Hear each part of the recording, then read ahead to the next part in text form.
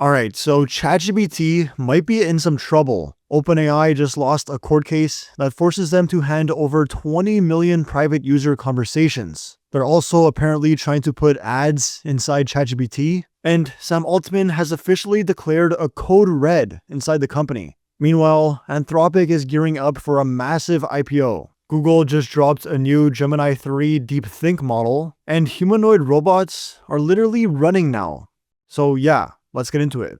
Alright, so as it says here, OpenAI loses fight to keep ChatGPT logs secret in copyright case. Essentially, the courts have ruled that AI privilege is not going to be a thing, at least for now. Meaning, anything you tell ChatGPT could be handed over in a legal dispute, or even to the authorities. OpenAI actually argued that in this case, 99.99% of the 20 million chat logs had nothing to do with the lawsuit. But the judge basically said, doesn't matter, we need the logs for evidence. So that's a massive blow to trust. ChatGPT has always sold itself as a private assistant you can confide in. I mean, one of the most popular use cases for ChatGPT is literally therapy. So you can imagine what people are telling it. But it's important to realize that your chats with AI are not private, like at all. And on top of all this, Sam Altman decided to declare a code red inside of OpenAI. This is basically him telling everyone to wake up,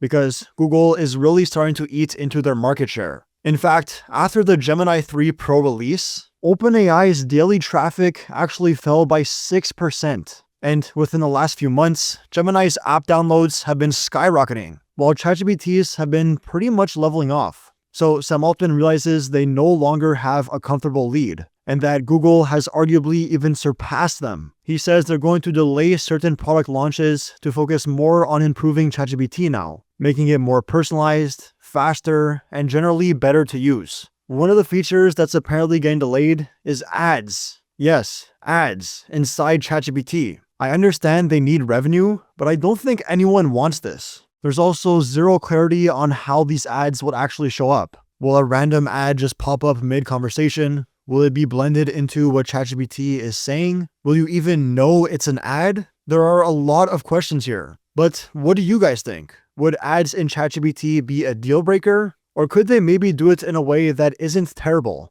Drop your thoughts below. Now, sticking with this whole OpenAI code red theme, it was also reported this week that OpenAI has a new model in the works to counter Google's Gemini 3. This model supposedly goes by the name Garlic. I have no idea why, and they claim it will be better than Gemini 3. So if I had to speculate, I'm guessing this will be released as something like GPT 5.2, and Garlic is just the internal code name for now. And if this model really is better than Gemini 3, then it's almost guaranteed we'll see it before the end of the year. Unless it's really not ready. Because if you think about it, OpenAI has a chance to close out the year on top right now. And I'm sure they're doing everything they can to make that happen, hence the code red. But while OpenAI is scrambling internally, Anthropic is out here doing the exact opposite. According to new reports, Anthropic is now preparing for an IPO, potentially as soon as next year. That means a ton of fresh capital at their already staggering $300 billion valuation. More GPUs, more research, more marketing, and even more pressure on OpenAI. Claude already has a pretty strong reputation as the more careful, more aligned ChatGPT alternative. And they're also catering their models to enterprise users, which could prove to be the better bet, especially with all these privacy concerns coming up. So if Anthropic suddenly becomes a publicly traded company with billions more to play with, and they do it before OpenAI, then that's not exactly great news for Sam Altman, for obvious reasons. And Google, of course, is just not slowing down. Gemini 3 DeepThink is now available for Google AI Ultra subscribers in the Gemini app.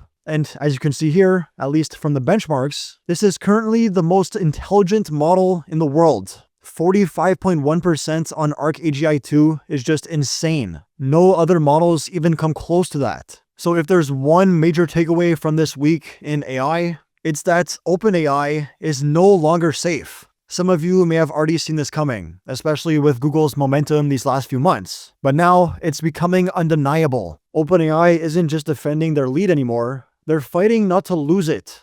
And what makes this even more interesting is that we still have Apple. There's been a mini exodus of senior Apple executives lately, including people in important product and AI-adjacent roles, notably the AI chief. Now, you could attribute this to Apple's absolutely brutal performance on the AI front so far, and maybe they're finally changing things up again. Or maybe they're planning to go a different route and lean way heavier on partnerships, like with ChatGPT. I mean, OpenAI needs the money, Apple has the money, and Apple doesn't really have an AI program, or at least not a good one. So it could certainly make sense. Now finally, we have to talk about humanoid robots. It's honestly been a while since I've covered a big humanoid update, but this week we got a ton. Here you can see that Tesla Optimus can now run. And not only can it run, but it can run supernaturally. I mean, this is really not that far off from a human-looking run. And when you compare this to just 2.5 years ago, the progress is insane.